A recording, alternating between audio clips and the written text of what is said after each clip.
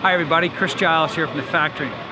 This exhibit behind us is an architectural exhibit. It was brought from London here to Toronto to show and talk about architecture and how unique it is.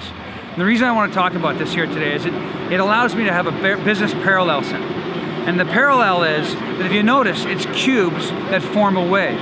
If you think about it logically, the fact that cubes can form a wave is something that's illogical. We wouldn't think that would normally happen. So in many ways, when we're out there facing our challenges or going through our life, it is the way that we feel like we're a cube in a cube world, but we need to be a wave. Maybe you're a cube that can be a wave.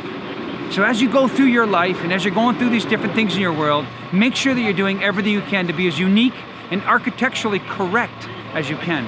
I've done it myself. I work on it all the time. From how I look, to how I behave, to who I meet and how I meet them, to what I do. It all builds my architecture. It all builds my structure. Hopefully it makes me become a wave or a cube, depending on what I need for the day.